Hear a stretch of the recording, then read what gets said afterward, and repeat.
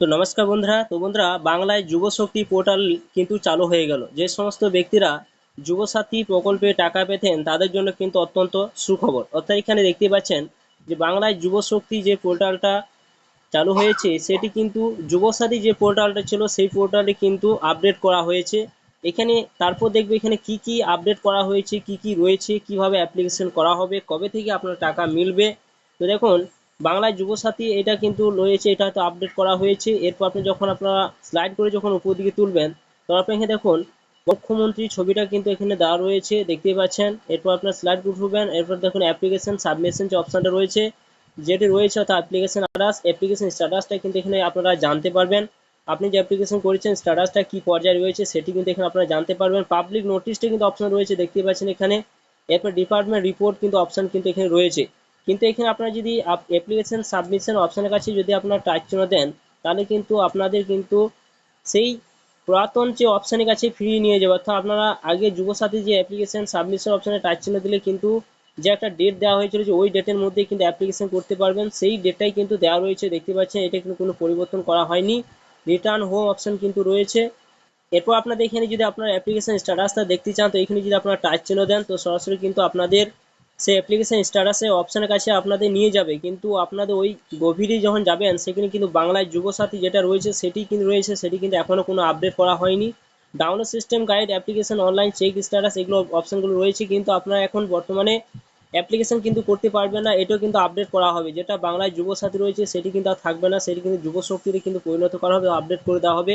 কিন্তু এখানে যে সমস্ত বেকার ছেলেমেয়েরা যুবসাথীরা আপনার অ্যাপ্লিকেশন করেছিলেন তাদেরগুলো কিন্তু কনভার্ট হয়ে কিন্তু আপনাদের যুবশক্তির কিন্তু চলে আসবে। এরপর আপনার টাকা পেতে শুরু করবেন। কিন্তু এখানে একটা বহুত কিছু ভেরিফাই করা হবে। আপনারা জানেন যে এখন বর্তমানে যেটা লক্ষ্মী ভাণ্ডার যে সমস্ত মহিলারা পেতেন সেগুলো কিন্তু কনভার্ট হয়ে কিন্তু অন্নপূর্ণা ভাণ্ডার কিন্তু চলে এসেছে। তারপর তাদের নামগুলো কিন্তু বা তাদের ডাটাগুলো সমস্ত কিছু কিন্তু ভেরিফাই করা হচ্ছে। আধার কার্ড থেকে ভোটার কার্ড সমস্ত কিছু নিয়ে কিন্তু ভেরিফাই করছে, অর্থাৎ ডিবিটি লিঙ্ক করা আছে কিনা, কেওয়াইসি করা রয়েছে কিনা। এরপর কিন্তু সমস্ত কিছু ভেরিফাই করার পর তারপরে কিন্তু 1 জুন থেকে সেই সমস্ত মহিলা টাকা পাবেন। কিন্তু এরকম যুবসাথী যে সমস্ত বেকার ছেলেমেয়েরা আবেদন করে রেখেছেন, যারা টাকা পেতেন, যারা টাকা পেতেন না, সে সমস্ত ডাটাগুলো কিন্তু এখানে ভেরিফাই করবে, তারপর কিন্তু টাকা মিলবে। কেননা জানেন যে যুবসাথীতে অনেক কিছু হয়তো অনেকে মাধ্যমিকে হয়তো মাধ্যমিক পাস নন, তারা কিন্তু হয়তো কোনো ডকুমেন্টসগুলো কিন্তু আপডেট করে হয়তো এখানে অ্যাপ্লিকেশন করেছেন, তারাও কিন্তু টাকা পাচ্ছেন। এছাড়া অনেক হয়তো বয়স হয়নি, বয়স হওয়ার কোনো ডুপ্লিসিটি করে কিন্তু হয়তো অনেকে অ্যাপ্লিকেশন করেছেন যুবসাথীতে, তারাও কিন্তু হয়তো টাকা পেতেন। অনেক হয়তো দেখবেন এপ্রিল মাসে ডবল টাকা পেয়েছেন। এইভাবে কিন্তু অনেক কিছু ভুয়ো কিন্তু রয়েছে, সেই সমস্তগুলো সমস্ত কিছু কিন্তু ভেরিফাই করবে, তারপরে কিন্তু আপনারা যুবশক্তির কিন্তু টাকা আপনাদের মিলবে। তাছাড়া কিন্তু টাকা আপনারা পাবেন না। এখন বর্তমানে হয়তো জুন মাসে জুন মাসে টাকা আপনাদের যুবশক্তি টাকা নাও মিলতে পারে, কেননা যুবশক্তি টাকা পেতে গেলে কিন্তু যে ভেরিফাই করবে, ভেরিফাই করতে একটা সময় লাগতে পারে।